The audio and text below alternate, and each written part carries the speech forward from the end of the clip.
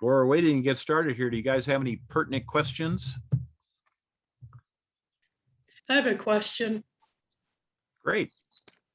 So I live in a historic house and I might be interested in setting up an office in my house. Would I need to make it ADA accessible, or would there be an exception since it's a historic house? Are you going to put a sign outside? Yeah. Or is that something to ask? What city? Which someone city? Else? I'm in Manti, Utah. Oh, perfect. Yeah, Manti's great. Yeah. I think that you're going to have to talk to the city fathers, and they probably won't make you do anything. They might make you get a conditional use permit, but I doubt it, that they'll make you do that. I mean, many people do, but if you're going to put a sign on it,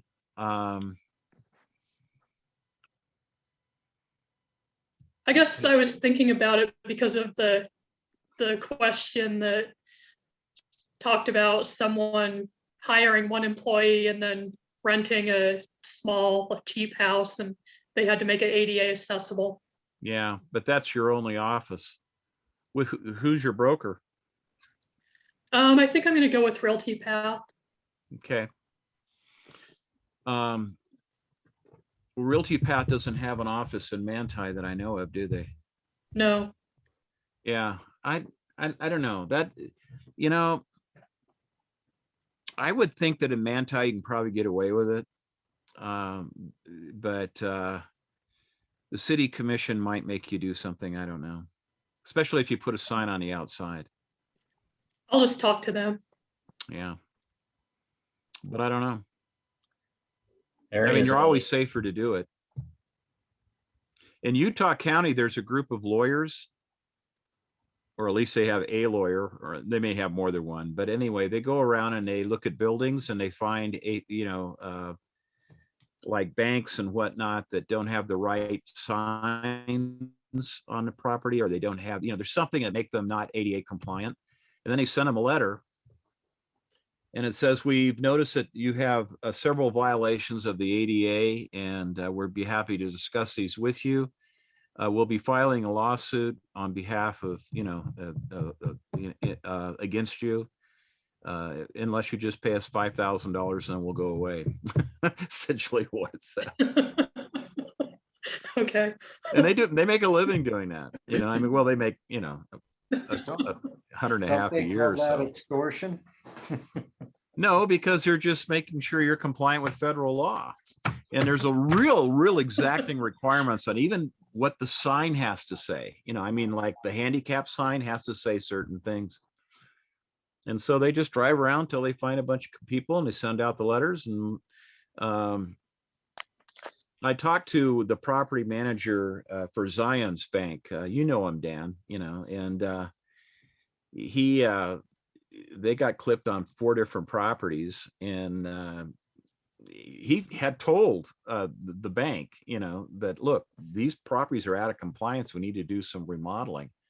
They didn't do it. No, we're not going to do that this year. In fact, we might even close a couple of those locations. And so they didn't do it. So they just paid them the 20 grand. But no, it's not extortion. They're just extra legal. Yeah.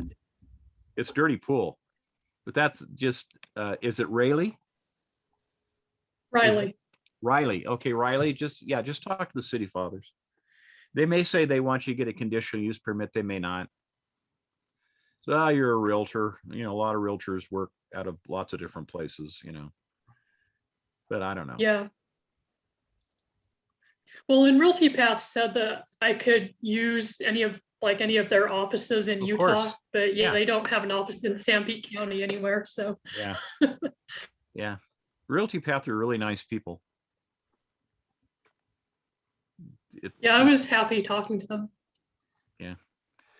All right, really Rick. nice. Well, I think everyone's here. Should we get started? Yes. Okay. Hi. Welcome to tonight's meeting. Via Zoom. Your producer and technical wizard for the evening is Mr. Dan Naylor, who's you can also see on screen, I believe. And Dan is going to be our producer tonight. He's also the administrator for our school, which is the Institute of Real Estate. And then me, I'm Rick Roller. I'll be your game show host tonight, talking about all the different things you need to know for the exam. I appreciate you guys being here. Ask any question at any time. Feel free to break in. We're going to start with some questions to get you guys warmed up and get your mental capacities going, and so we're going to start there. So Dan, if you want to throw those up, we'll get going.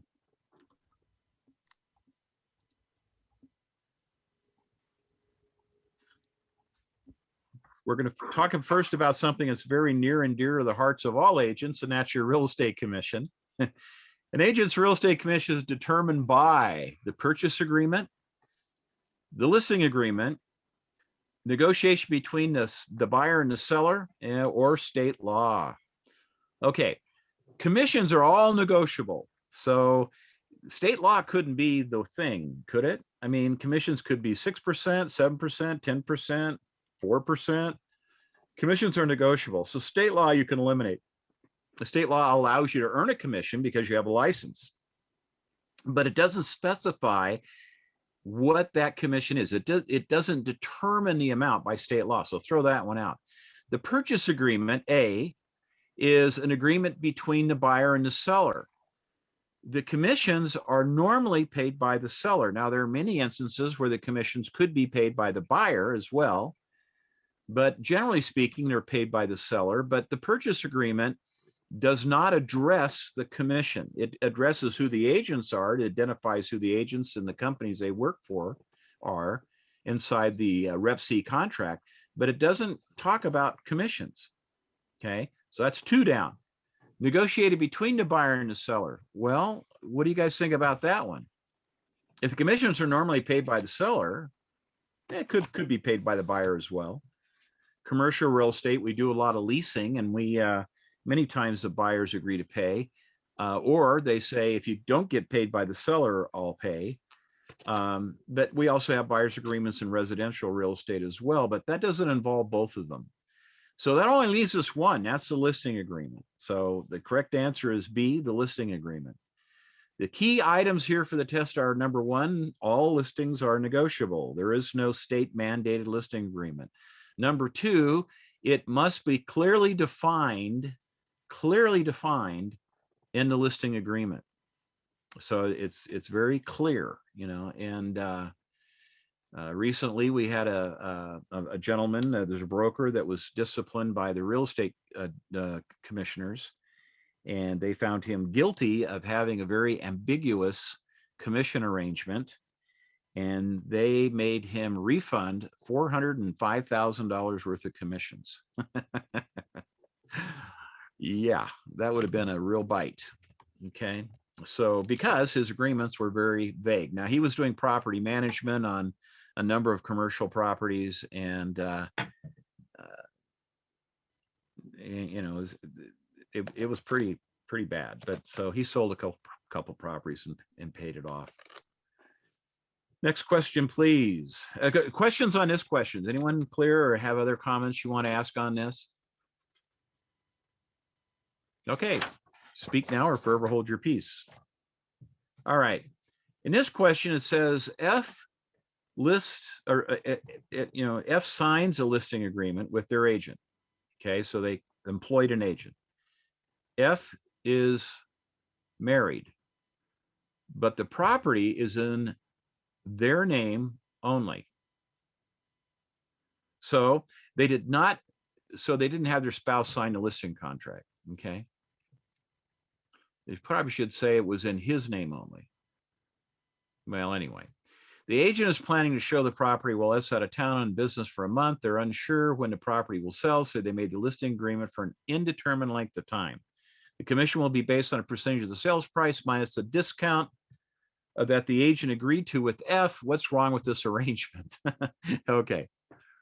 First of all, agents cannot offer discounts to sellers. What do you think, guys? Yes or no? Make a commitment. What do you think? Can agents offer discounts? Sure, Well- but the listings really belong to the broker, don't they? So whatever you offer, your broker has to have it, it has to be approved by your broker. So, but this says you cannot offer a discount. And of course, that's not true. I mean, you can offer discounts if you want to. Okay, B says F should have had their spouse sign a listing agreement. Well, Utah is not a community property state, okay? Just because you're married, if the property is in one spouse's name entirely and not the other, only the name that is vested in title, that's the only individual that needs to sign, whether you're married or not, okay? I mean, Utah is not a community property state. Some of our neighbors are. Idaho is, Arizona is, California is, Nevada is. Okay, but all those states have, and Utah to some extent is also like that. But all those states have a Spanish background, and the Spanish background, because they were Spain at one time, and then Mexico at another time. But anyway, the point is that particular common law was different than the English common law that the Mormon pioneers brought when they came here. I mean, come on, think about it. Do you think Brigham Young would have ever put Utah as a community property state, where whether a spouse's name was on the title or not, she was still an owner of the property? In California, the husband's name can be on the title, but it's a community property state. So if they're legally and lawfully married, then the wife owns half of the property. I mean, that'd have been very confusing for Brigham Young. Brigham Young had plural wives. So which one owned which property? Well, honey, this one's yours because it's in your name. This one's yours because it's in your name. Or they're all in my name. They're all mine. So whichever. Okay, so that wouldn't have worked. Okay. A quick question. So if like, let's say that you're married and like the deed is only in one person's name, if that person dies, then would you still inherit that or not? Well, inheritance laws are totally different, and divorce law is totally different. Okay. Even though a property is held in one person's name only, a judge may not see it that way. I mean, typically they will, but they may not. I mean, and if you buy additional properties and whatnot, generally speaking, in Utah, if it's in your name, it's your property, period. Okay.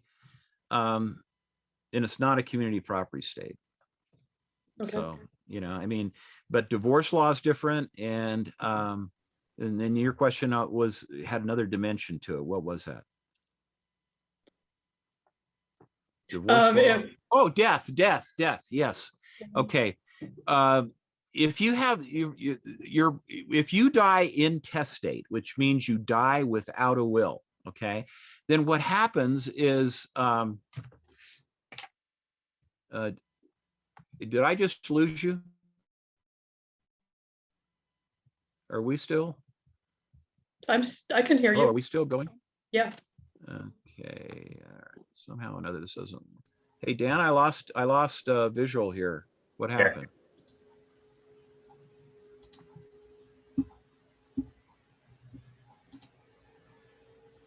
Okay, if you die thank you. If you die intestate, which means you died without a will. If you die testate, you have a will, and then your will would govern how your state is divided up and who it goes to. But if you died intestate, then how can they what are they going to do with your property? If you'll end up in probate court. You can end up in probate even if you do have a will, but nevertheless, if you have no will, then they have some general guidelines in the Uniform Probate Code, which Utah has adhered to. And so generally speaking, you get a third or a half, depending if it's a marriage or some other type of situation. But your will is going to govern where it goes to, or the Uniform Probate Code. Okay. Great question, by the way. But another concept of this listing is, what if I have a property right now that has 5 owners because it is an inheritance, and there's 5 heirs. Okay. So how many people have to sign the listing? 1 or 5? 5. All 5 should. Okay. Now in this case, the property was vested in the estate. So you know, an estate was set up as an entity, as a trust. So only the trustee had to sign. But still, if there's 5 owners, there need to be 5 signatures. If there's 3 owners, there need to be 3 signatures. In Utah, there's various ways of being vested in title. And one of the most popular ways is called joint tenants. And joint tenants have very precise and must be adhered to rules. And as long as you adhere to those rules when you were vested in the property, then if someone dies, and it could be multiple owners. I mean, joint tenants can be 3 people or it can be 4 people. Most generally it's 2 people, and most generally they're married, but they don't have to be. You know, it could have been mom and you and your husband. Okay, so that's 3 people. Well, if mom dies, then the 2 of you, you know, you don't have a third interest anymore. Each, you have a half interest each. Okay. And all you have to do to prove up that ownership is you record the death certificate in the county where the property was located. If you had done joint tenants and you had done it correctly. Okay. Now, if there's 3 owners and it's tenants in common, then on a tenants in common agreement, even you can specify different percentage of ownerships. So one key is if you're out taking a listing and there's 3 owners, and you can see it'll be very clear. It'll specify that it's joint tenancy with full rights of survivorship, which means you know that they all own equal amounts. You have to own equal amounts or it's not joint tenancy. Okay. If it's going to be a third interest for one and a half interest for another and whatever's left over for somebody else, then that has to be tenants in common. So when you're taking a test, if you see someone that has an unequal distribution of ownership, it must be tenants in common, period. Can't be anything else. But in Utah, it could be tenants in common, could be joint tenancy, which I've kind of explained. And then it can also be tenancy by entireties, which is joint tenancy with an additional requirement that you have to be legally and lawfully married. But it's not used much here. I mean, it's legal here, but nobody ever uses it. Why? They never asked for it. Tell you the truth, most people don't think a lot about how they're vested in title.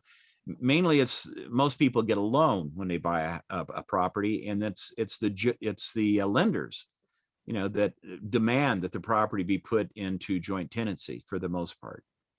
Because if someone dies, they don't want to get involved in some sort of a probate that might jeopardize their legal claim to the property if the payments aren't made. You know, it would jeopardize their liens. Okay. Okay. So F should, you know, B and now C, a listing agreement cannot be for an indeterminate length of time. It must have an expiration, and that is correct answer in this one, because it addressed one issue of, well, are they on title or not on title? But the real key here was it was for an undetermined length of time.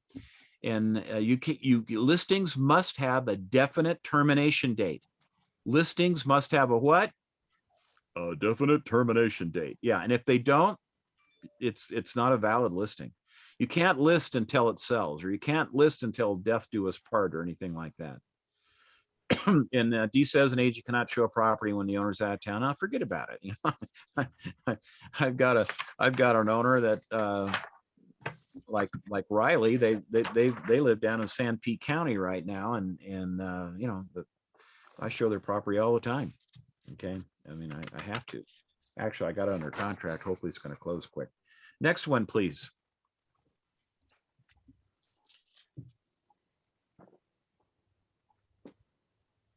What does remove spotlight mean, Dan? I spotlighted you so that the students can see you all the time that you're talking. Oh, I'm spotlighted. Okay, cool. All right, when a sales agent is showing a property to their buyer client and they notice an encroachment on the property, what should they advise the buyer? Okay. This is a question you're going to be revisited with sometime when you've got a clock running and you're taking this exam and you're under a lot of pressure. This is a very important concept for the test, okay? First of all, what is an encroachment? An encroachment is an illegal trespass onto someone else's property. Well, what could an encroachment be? It might be a fence that was put, not on the property line, but, 4 feet into your property. But mainly it's something, we're talking on the test, it's usually a larger parcel, and there's kind of a dirt road, it's been used quite often that goes through a particular property. So you're showing a property, you notice there could be an encroachment or there is an encroachment. What should they advise the buyer? A, require the encroachment be removed before closing? Maybe. But on the other hand,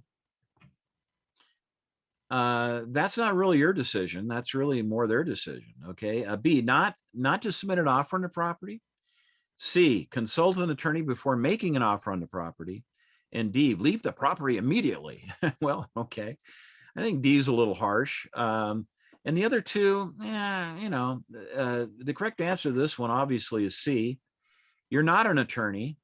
If you see, like, it's a 40-acre parcel and there's kind of a dirt road going down through the middle of it, you could say, folks, you really ought to, I would, suggest that you get a preliminary title commitment and make your offer contingent upon checking out all these things, which are even our normal residential REPC agreement has quite a lengthy laundry list of things that the buyer has the right to check out during their due diligence period, and to cancel for those things or any other thing they want to look into. But they really ought to look into this, to see if there's a potential of an encroachment here. So that's why you need to consult an attorney, and they'll tell them, well, probably what you need to do is fence that off so people have to quit using it, so you maintain control of the property. Okay, but encroachments, typically we don't do surveys on properties, at least residential properties. We do a lot of surveys on commercial land or developmental land. That happens quite often. Farm and ranch, that you probably get some surveys on that. But anyway, that's where you might run into some of these encroachment problems. Okay, let's look at the next one. Questions on that? Okay, let's do the next one, please. A real estate agent submits their client's offer to the seller. The seller calls back with some concerns, and the agent negotiates with the seller on behalf of their client. The seller sends a counteroffer, and the agent signs the offer, accepting it on behalf of their client. When they send a completed contract with the broker, which of the actions was improper? Okay. Can you accept an offer on behalf of your client? No. Heavens no. Okay. Not just no, hell no. Heavens no. Either it's heaven or hell, but it's probably going to be hell when your broker finds out about this one. No. Send the contract to their broker. Send a contract. Well, that wasn't improper. Your broker needs to have copies of all your agreements you do. Negotiate with the seller on behalf of the client. A lot of sellers ask us to negotiate on their behalf. They give you some guidelines, or they're very specific, but you're of course you're negotiating. I mean, the fact that the buyer can't get to your client directly, or they can't get to your seller directly, and so, they have to go through you, the agent. So of course that's considered negotiating for them. And sending an offer to a seller, of course, this is not, that's not improper at all either. Correct answer to this one is that, you cannot sign things for your sellers. Now, the only people that can sign for someone else is someone that holds a valid power of attorney, primarily. And that's, of course, if they're living, but if they've been adjudicated incompetent, or maybe they're in a coma or something, then a judge could rule that somebody else could handle their affairs for them, or it could be set up in some sort of a living will. And there's a lot of things that could happen there, but if they died intestate, the court could appoint an administrator for their estate, or if they died testate, there would probably be an executor that was named in the will. So, there's a lot of times you can sign things for someone else. But as an agent, most brokers prohibit you from having a power of attorney.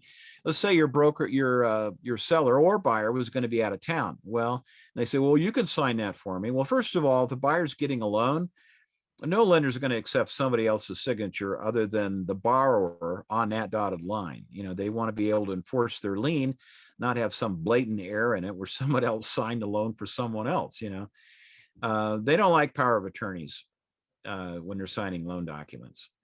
Now, the actual settlement documents, maybe you can get away with that, but with electronic signatures as popular as they are today, it's really not used that often. Power of attorneys are becoming a thing of the past. But if you're in the military, when you're sent overseas and whatnot, often you're called into active duty somewhere in a foreign land. You might be non-communicado or whatever for a while. There are power of attorneys that certainly work for that. But see, the problem with you having a power of attorney for your seller is really quite obvious. I mean, there's a conflict of interest there. I mean, you get an offer on your property and you're looking at this. Well, let me see. Not exactly full price. It's not exactly that good of an offer. But hey, if I sign this, I make a commission. If I don't sign it, I don't make a commission. I think I'll accept this one. It's an obvious, I mean, come on, guys, that's not going to work. I mean, it's going to get you in trouble. So most brokers absolutely prohibit it, Next question, please.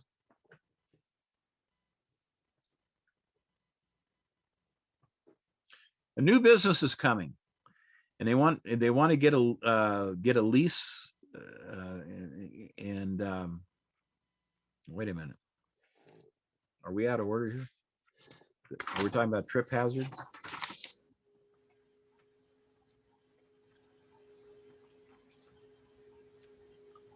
You got this one? No. If a property manager believes there might be a trip hazard where the floor inside the unit is uneven, they should inform who? The owner? The owner and all prospective tenants, their broker and the owner? What do you think, guys? No, I've got this one. I just flipped it away. Sorry. I think The owners only? I don't think so. I mean, who's going to trip on this thing? I think anyone that could trip on it, you probably ought to tell. So that would at least be B, the correct answer here, the owner and all prospective tenants. The broker may not even go out and visit the property. It just doesn't happen that often. So, but it's definitely not the broker only. The broker and the owner, I don't know. I mean, the owner and the broker may not even be going out to the property that much, but the owner needs to know because they need to get it fixed. Anyway, so the correct answer to that one is B, the owner and all prospective tenants. Question on that. A lot of times, even if it's not a rental, trip hazards can be a concern. FHAs, when they're lending on a property or they're insuring a loan on a property, they have minimum property standards, and some of those minimum properties, they do address quite a few safety issues like handrails that go downstairs and whatnot, and concrete that's raised up that might be a trip hazard like we had in this question here. But for the most part, when you're taking the exam, we're not going to get involved too much on the lenders and safety features, except for the fact that FHA has minimum property standards, MPSs, and you need to be aware of that. I had a transaction here recently where the buyers wanted to get a conventional loan, and then further down in the transaction, they changed their mind and got an FHA loan, which there were several repairs that FHA required on the property coming back on the FHA appraisal. Conventional appraisals, they don't really have a lot of minimum property standards. They figure, well, that's more of a city county kind of thing, and they're not as judicious. But FHA, because of the lower down payment and the higher risk of that loan, they have minimum property standards. They want it to be in certain condition, and so they made that happen. So we had to negotiate those repairs, because if they'd gone with the conventional loan they originally told us they wanted to do, they wouldn't have happened. So we just gave them some appliances that were on site that the mean, the seller didn't want to take out anyway. They're only just a few months old. They're like 4 or 5 months old, but about $4,000 worth of appliances he gave them instead of doing repairs. They've made their own repairs had they gone with the other loan. But since they went with an FHA loan, we had to actually go back and talk to the appraiser and get them to take a few things off. Then we ended up doing a little painting, and we had to do some retrofitting on the water heater. It didn't have an expansion tank, so they required that. So, I mean, the other problem with an FHA loan is if the seller had turned the deal down and said, no, I'm not fixing anything, you buy it as is, or I walk away, you do your own repairs. If that had happened, where the buyer had said, no, forget about it, I'm leaving, and they book on out of there, then what the other problem with FHA appraisals is they stick on the property for 6 months. In other words, you can't get another FHA appraisal. They always revert back to that other one that was done for that other buyer. So, it's kind of a mess, I mean, a lot of properties go FHA. It's something that you're going to spend a lot of your time with. If you Okay, were, yes, sorry, go ahead. question. If you were to say get an offer that someone said they were planning on getting an FHA loan, and you knew the house wasn't going to pass every aspect of the FHA inspection, what would you tell the seller? Like, would you recommend that they When I list a not house, take that, or when I would list that a be property, I do a really different pricing approach than most agents do. Most agents do a competitive market analysis, which you can do through the board, or you can buy, specialized software that's not a board of realtors owned, that is even prettier, and has graphs and all kinds of things. But what I do is I go through and I analyze every single property that was sold within a certain geographic area of that property. So I don't care if it, and we look at everything. I don't care if we're selling a single family. We look at all condos, townhouses, whatever. Okay. Because I want to get a feel for what's happening in that marketplace. Now, the advantage of doing that is that looking at all different kinds of properties. I mean, let's say this is a 2-story and you're looking at solds that were ramblers, or they were, split entries. And a lot of agents say, well, why do you want to look at those? They're not even like the house. Because we're not doing an appraisal, we're doing a market study. So what I'm looking at, part of what we do when we look at all these sales is we're sitting down with the seller doing this, is we look through it and we say, now look, most of the properties that have been selling in here have been financed by FHA. Now, what does that tell you? Your property is probably also going to be financed with a what? FHA loan. It's just that simple. So walking through the home, I saw a couple of cracked windows, glass wasn't broken and things were coming in, but it was cracked. Okay. I saw there were no handrails. I saw that there was some concrete that was raised up and a few things like that. So because you're a real estate professional, you have certain contacts in the industry, and you need to befriend appraisers. A lot of agents think that, there's this, adversarial thing between the appraisers and us. You need to take an appraiser to lunch, and say, hey, I'd like to take you to lunch. No one ever takes them to lunch. You'll be a real standout. And you say, okay, what is FHA requiring right now on their minimum property standards for repairs? Well, it used to be really big on raised concrete, but they backed off on that, unless it's horrible, then they want that ground down, or they want the other piece that's sunk to be pumped back up, but they used to be really bad on cracked windows, but they're backing off on that too. I mean, who knows this stuff? The appraisers do. So they say, well, they hate peeling paint, and they're not going to put up with that at all. And they want proper release valves and expansion tanks on the water heaters, which is what I just went through. Okay. Which, fixing up a water heater like that's about a $500 thing by most of the plumbing buddies that I have that come out and do that work for us. But and the painting's not a big deal. You scratch the peeling paint off and slap some other paint on there, it's fine. But the appraisers will tell you, so this is some of the expertise you bring to the table. You see, as an agent, What distinguishes you from other agents? Well, your ability to anticipate a problem and fix it before it becomes a problem. So in most of these things, I have the sellers fix them before we even put it on the market. So, and if something pops up later, we just deal with it. But it's experience. Well, right now you don't have the experience. Well, I mean, if you're working a certain area, you're working a certain price range, take a appraiser. I mean, how do you know what gross rent multipliers are? If you're selling duplexes and fourplexes or 10plexes or whatever. I mean, what are landlords typically getting for rents? What is a proper cap rate? Your appraisers know all this stuff. And even if you don't know all those questions to begin with, you took them to lunch, and so now you have a buddy.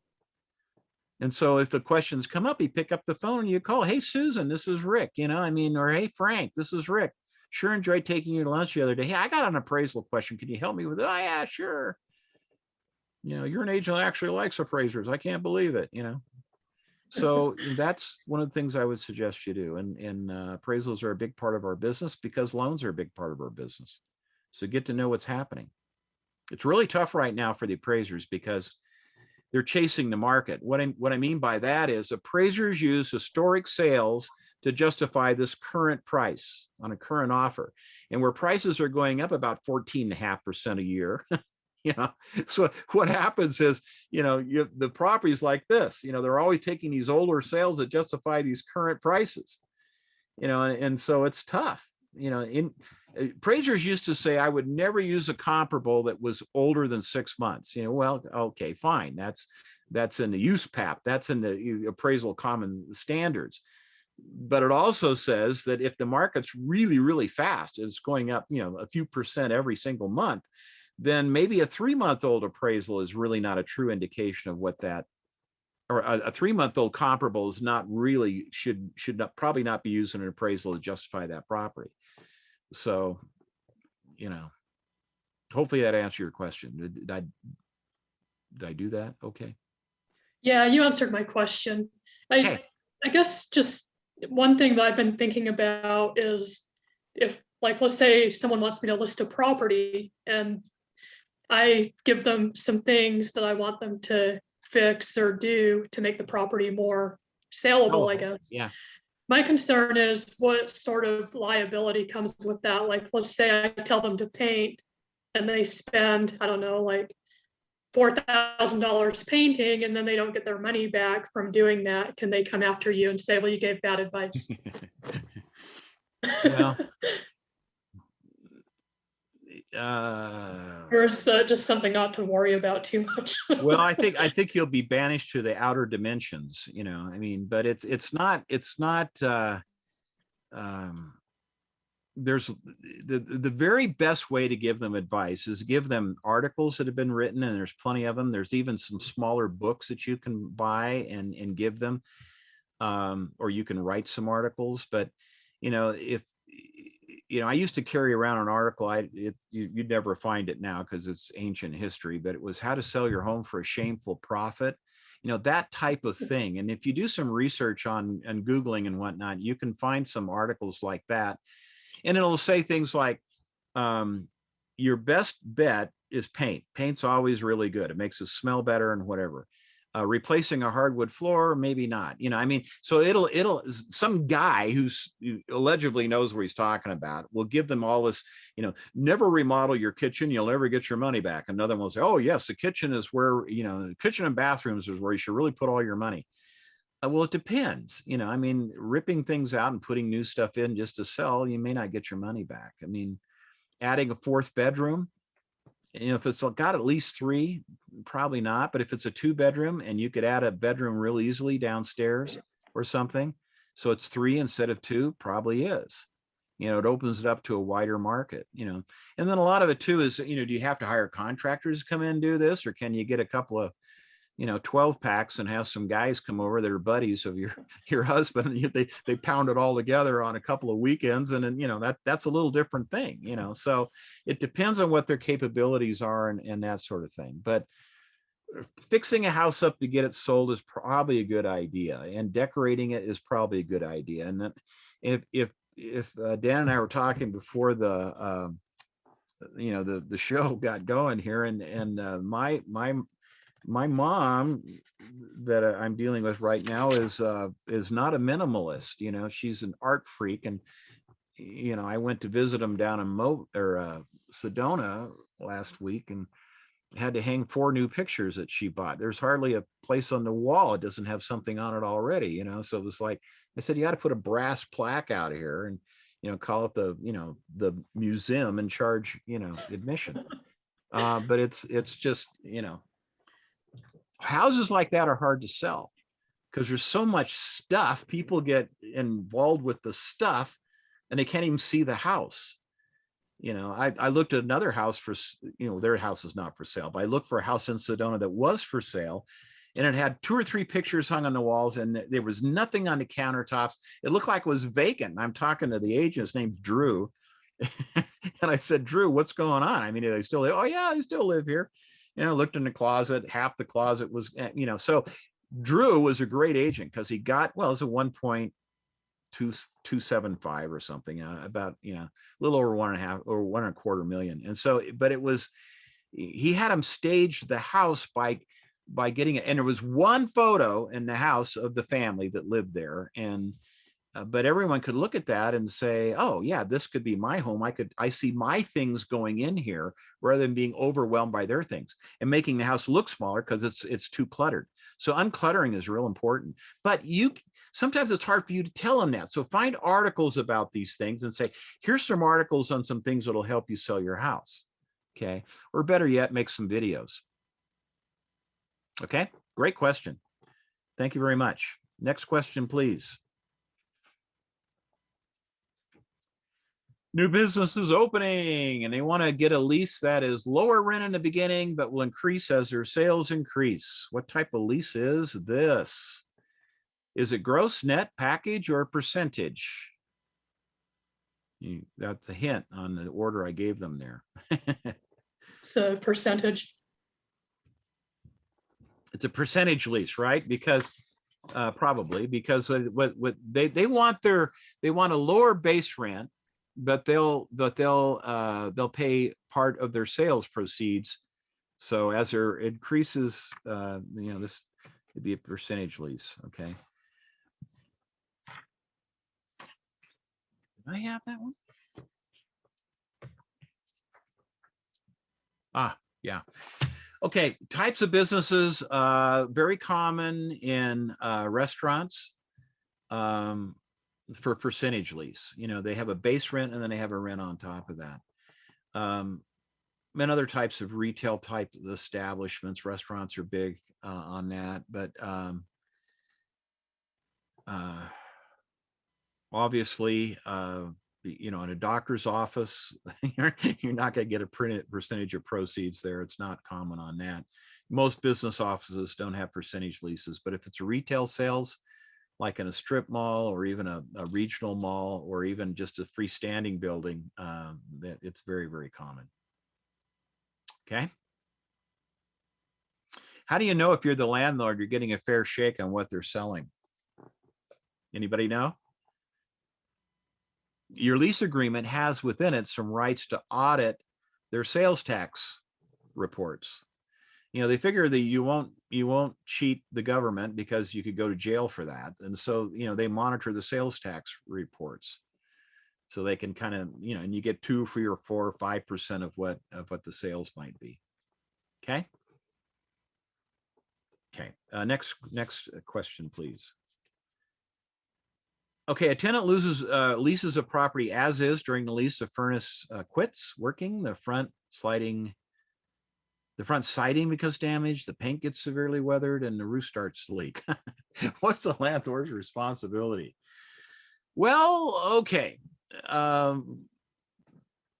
There is no as-is lease. The landlord's responsible for all repairs. Well, that's not true. The as-is lease would be what's called a net lease. Mostly common in warehousing and commercial type applications, but a lot in warehousing or what we call incubator warehousing space. B is as-is lease, The landlord would only be responsible for the roof, the furnace, and to maintain livability. Okay, that's the correct answer, by the way. C, the landlord must notify the tenant that the damage is unacceptable and the lease is terminated. Well, yeah, right. You're responsible for the weathering, huh? The landlord has no responsibility for repairs in an as-is lease, which is not entirely true either, but okay. So the answer is in an as-is lease, landlord will be responsible for the roof, furnace, and livability. The term you'll see on the test quite often is habitability. In other words, so particularly on residential leases, landlords have a responsibility to make the property habitable. So if we're looking at things like the roof starts to leak, the paint's weathering, the furnace quits, you can't keep it warm, then a landlord, is going to be responsible for that. And I don't like the term as is, but it is what it is. And if an exam writer used that term, they're talking about a net lease. A net lease is the landlord, and it's sometimes called a triple net, because the landlord's responsible for paying the taxes, insurance, and the maintenance. Okay, perhaps, or the tenant is responsible for paying the taxes, the insurance, the maintenance. So the money you pay the landlord is net. The tenant is responsible for all those things. So the tenant calls and say, they have a little, maybe they do home repair. And so they're the kind of the service department for a home warranty company. And so they have a lot of machines that they keep there, and they have supplies that they keep there, and they go out and make repairs on houses. But the furnace goes out. Well, if they're in a net lease, the money they pay the landlord's net, and the tenant's responsible for all those. But typically speaking, residential properties are not done on net leases. They're done on what they call gross leases or adjusted gross leases. And so, then the landlord's responsible for habitability. Okay, next question, please. Property management contracts should include each of these items: property management, or property description, of course, the term of the contract, the manager's responsibilities, the manager's authority, reporting requirements, and terms of competition. And earlier I told you about the property manager. It was 10 years worth of leasing agreements on certain properties where his agreement was too vague. So A is the correct answer, terms of compensation. A property management contract is not the lease. It's the employment agreement between the property owner and the property manager. It's not a power of attorney that gives someone else the authority to sign. Property managers are, if you have been given a power of attorney to sign for your brother who couldn't come to a closing or something, that power of attorney will probably be limited to just that property. Okay. If you are like a wealth manager for someone and you have certain responsibilities and you have certain latitudes that you can do things, that might be more of a general type manager. Property managers fits into that category. They have a lot of latitude in what they can do, but not entirely latitude. Now, and it was only restricted to certain things. These properties that I'm managing for you, not all your properties. You could own other properties that are managed by other people. But a universal agent is someone that does everything for someone. And that might be someone that, was adjudicated incompetent, or someone like that, the judge, or through some legal proceeding, they were put in charge of what you own. Or perhaps, it was more of a voluntary thing while they still have some cognitive ability, and then they went into a problem there. Okay. Next question. Any other questions on that, guys? Okay, next question, please. A property management agreement should be signed by what, guys? Tenants and the managers? Tenants really don't have much to say about the property management, do they? No. Owners and the tenants. Once again, tenants in A and tenants in B and actually tenants in C actually knock out all of those. The only thing that really makes sense here is the owner and the manager. And that is the correct answer, answer D. Okay, those are some good examples of property management type questions that you might see. Let's get into a couple other quick topics. Does anybody have any other questions right now? Okay, then I'm going to talk about some other things that are important for tonight's little meetup here on Zoom, and just concerning brokerage.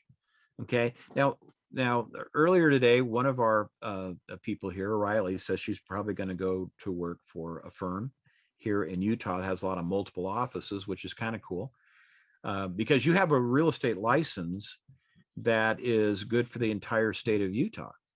And which means that if you have a client that you listed their home on Holiday and you just sold it and they got a little over $1 million for it or $2 million, whatever it was, and they want to buy, a place in St. George, could you take them down to St. George and sell them another property down there? Well, yeah, sure.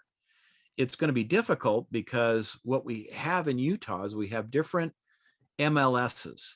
Now, along the Wasatch front here, we have the MLS that stretches all the way from south and Payson all the way up to, the north, past Ogden quite a ways, and it's called the Wasatch Front Regional MLS.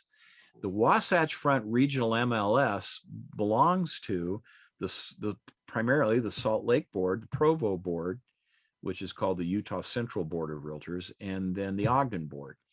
Those three boards of realtors own the MLS, and so they've combined that. So if you want to run on anywhere from a Payson on all the way up to a Tremont and whatnot and sell property, you're fine.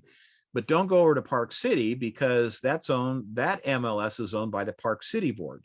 So in order to get access to their MLS, you might have to join their board of realtors. Now, all this is changing because some very recent lawsuits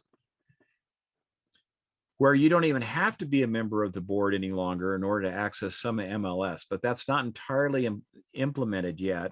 And so taking your client down to St. George, you're going to have the disadvantage of not having access to the MLS. But you can go into different brokers' offices, or you can cruise for signs, or you can have a friend down there that might sit down with you and work through the MLS with you and whatnot for a small fee or just as a favor, particularly for selling one of their listings. But if you're a member of a firm that has multiple offices all across the state, and you can use any of their offices, then you'll probably be able to find a friend down there that will help you maybe search for some properties in that area. So that's one advantage. But what we're talking about now is we're talking about our private club. We're talking about the Board of Realtors. And there's a National Association of Realtors, a State Association of Realtors, and then all these local boards, including smaller boards like Monticello and Moab. And so what happens is you can't join all these boards because they all have dues and it's expensive. So even though you have a license that lets you sell anything in Utah, it doesn't necessarily mean you can get all the information you need to sell everything in Utah. You're going to have to work around that. But it might become easier now that some of these, federal lawsuits are being settled and whatnot. But the multiple listing service is a private club. You don't have to join them, but most agents do because it gives you access with your MLS key, which it's just a software application on your smartphone that allows you to open these electronic key boxes that we have, so you have access to properties. To get access to that, you need to belong to the Board of Realtors. But that might be changing here, but not anytime soon. I mean, sooner than later, but not now. So the multiple listing service and Association of Realtors are private organizations. They don't have any regulatory authority. In other words, they don't issue your license and they're not going to discipline you on your license. Now, I wouldn't have spent so much time on this if it wasn't really important. You're going to see test questions that says, who's going to regulate your license? When you get in trouble, could you get in trouble with the Board of Realtors? Yeah, but that's, it's more of a code of ethics type of thing. The Board of Realtors cannot revoke your real estate license.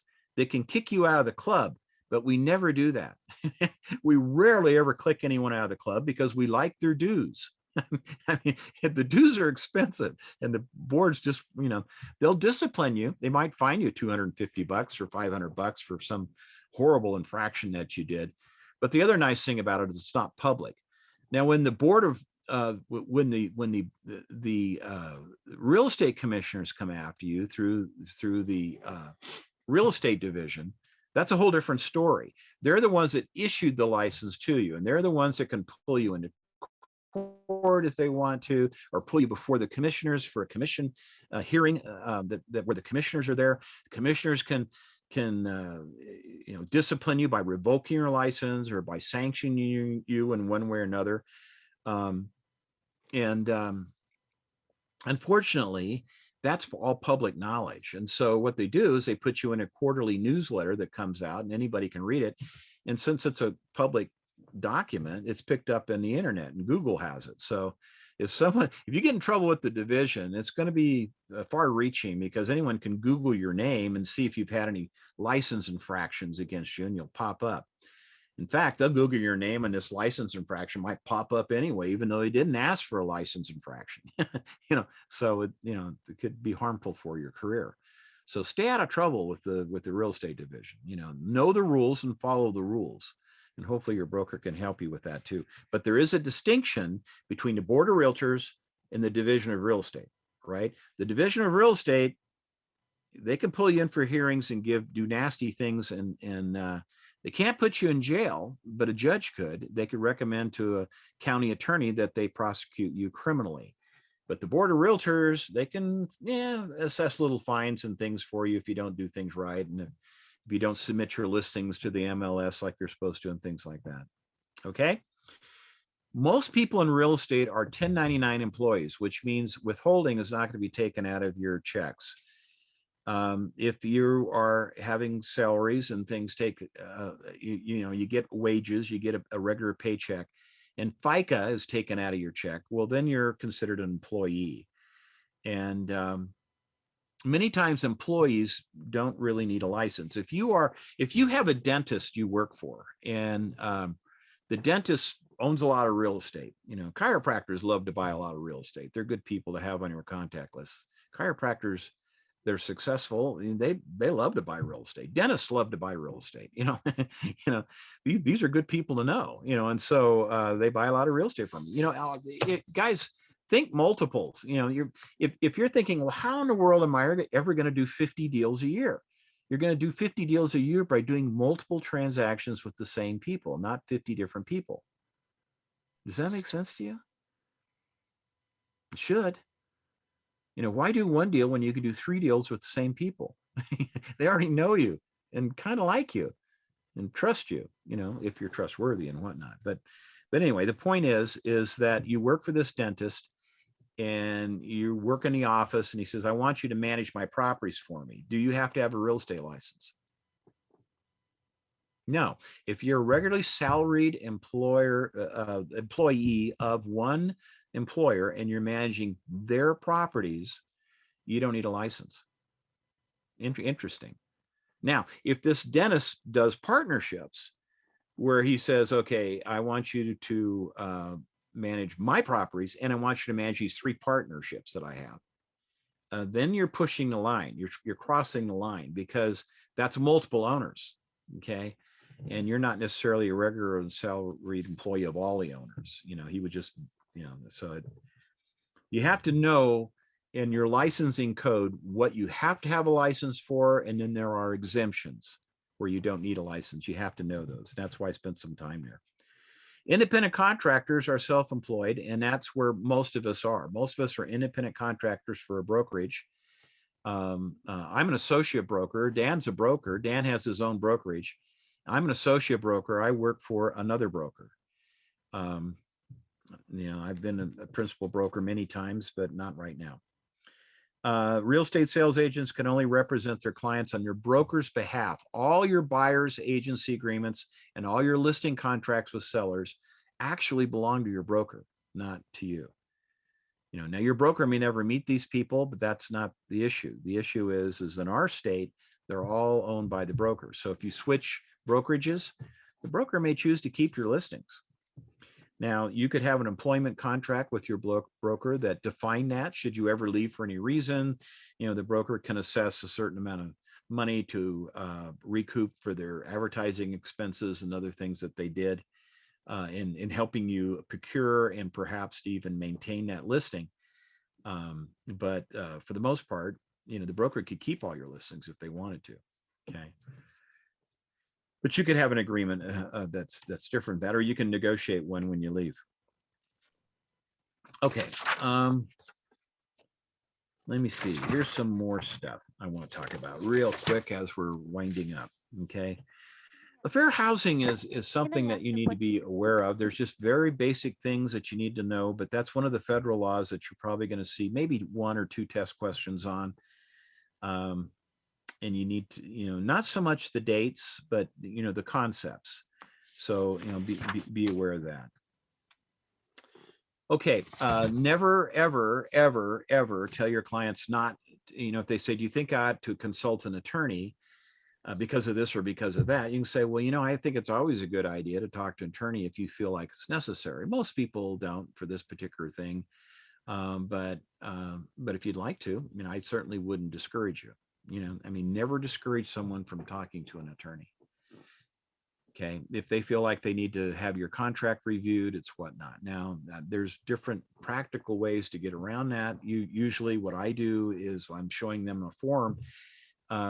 We have a number of forms that have been approved by the real estate division and the Attorney General's office of the state of Utah. Those are listing form, I'm sorry, but those are our Rep C contract is the main one. And the Rep C contract is approved by the real estate division and the Attorney General's office. So, and it's printed right on the contract. So I show people that, this is our standard form in Utah. It was approved by these regulatory agencies. So it's not some secret form that my firm uses that has all this tricky language in it you have to be concerned about. I don't say it quite that way, but I kind of allude to it.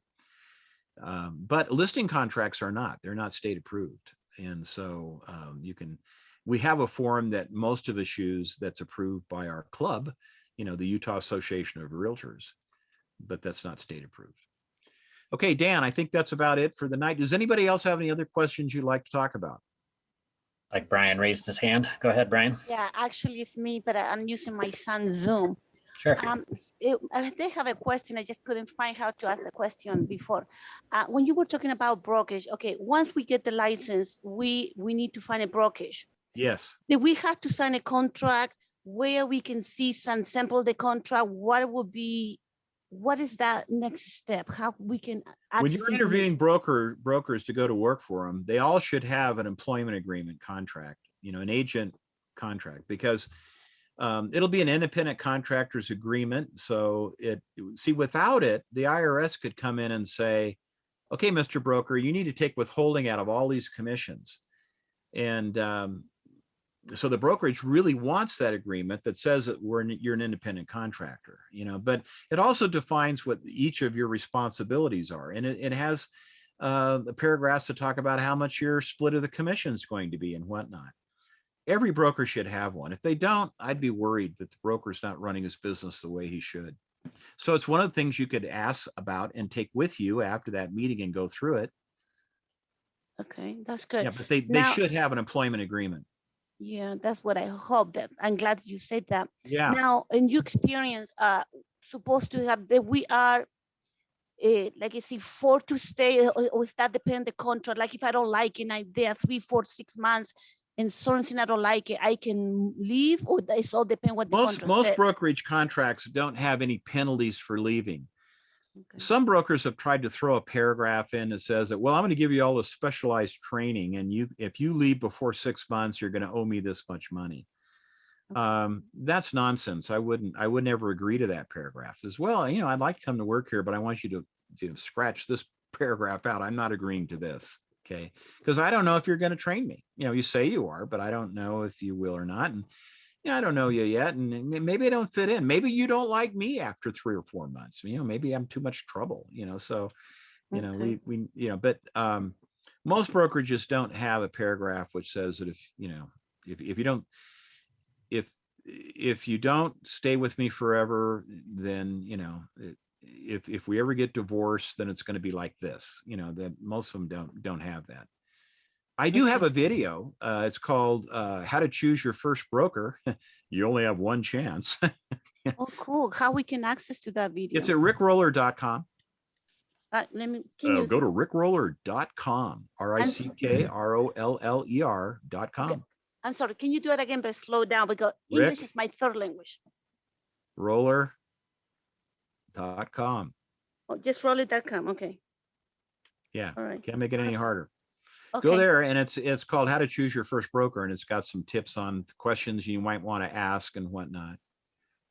Oh, that's perfect. Dan and I, if you want to talk to us, we're happy to talk to you. Here in a public forum, we think all companies are fantastic and they're all great because they all send us students. But privately, we may have some other ideas. So okay, perfect. You know, and you're welcome to talk to either one of us. You know, I mean, it's just our 2 cents worth.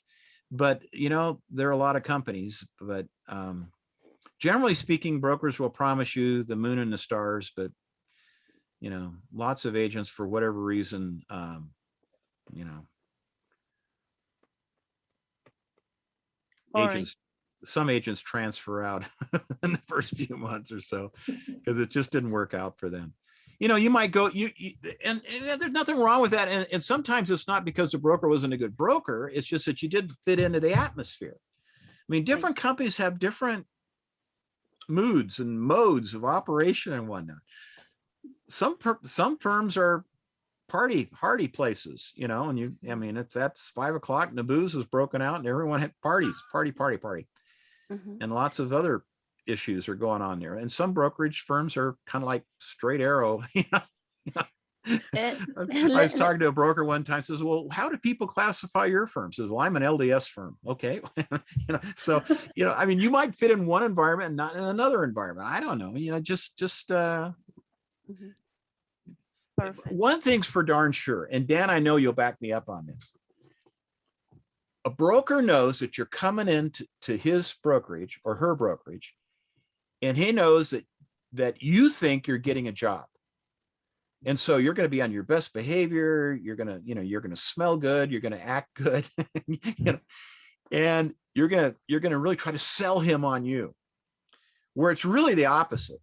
The broker's not hiring you and paying you a wage. They're paying you a commission based on performance. Okay. And so you ought to be reversing that role and say, what can you do for me to help me get started? What can you do for me to help me get listings and maintain listings and do well in the business? Okay. How many of your new people leave in the first 2 or 3 years? Or how many of those do you maintain? Because you're training them well. You know, do you specialize in new agents? Or would you rather just have experienced agents? But if you watch my video, you'll get a lot of that information out of it. Dan, do you have anything you'd like to say about that? Kind of the same things Rick was saying, is that you should be treating yourself like starting a new business. And so you are looking for what support you're going to get out of a broker. You are basically hiring them. You're saying, I'm going to pay you a portion of my commissions in order for you to support me in these ways and to supervise me because the division requires it. So yeah, if you go in with that mentality, that changes the nature of the questions that you ask, and that really informs your conversation with them. Yeah. Now, don't be a prima donna, you know, but you know, and demand a lot of things. Like, you're going to love me because, you know, I mean, but be aware, they probably want you more than you want them. You know. All right. Thanks so much for being here. We really appreciate it. Dan, what's coming up in 2 weeks? Our topic in 2 weeks is going to be on Utah law, and it's going to be on the definitions and enforcement. Cool. Yeah, that get in trouble stuff. Okay. Well, guys, we really appreciate you being here. As always, you're welcome to call me during the week, whatever. You got some little questions. I don't want you to get stuck on something and spend a lot of time freaking out on it. You know, call me. I'm talking about test material. You know, I'm talking about, you know, I don't give advice to the lovelorn, And I'm probably not the guy to ask about all the kinds of things administering the school, like, where do I get this and where do I get that? And how, I mean, how many hours do I have left? I'm not your guy. You want to talk about the material for the test? Give me a call. That's 801-556-8000. 801-556-8000. Operators are standing by. Thank you, guys. See you next time. Thank you so much. Thank you. Yes, I have ma'am. a quick question, or should I Good. call you at that number instead? You can ask right now. Well, no, ask right now. Okay, so it's about the Utah law book. I did notice two things that don't match with the videos on the test, on the quizzes. Okay. Like one of them was a token gift. On the book, it says up to 150, but then the video says 250. Yeah, it's been raised. Okay. Well, that's so a just recent law follow change. The video, not the book. Yeah, it's a very recent law change. I mean, with inflation the way it is now, 150 doesn't go as far as it used to. Okay, and the other one was the commingling one. It says right here, no more than 500, but then the video says no more than 1,000 for brokerage expenses. Another recent law for change. fees. Yeah, that's Okay. recent. That was 1,000 is the new very limit. recent. How do we keep how do we know those updates, those changes? The video is updated first always. So the class that the division requires you take is always updated first. And then we roll out the textbook changes as soon as we can after that. Okay. Okay. Perfect. That's good to know. Thank you. Excellent question. Hey, you're a great student. Look at all Perfect. this notes here. Yeah, I love it. I love it. Love it. Very, very good.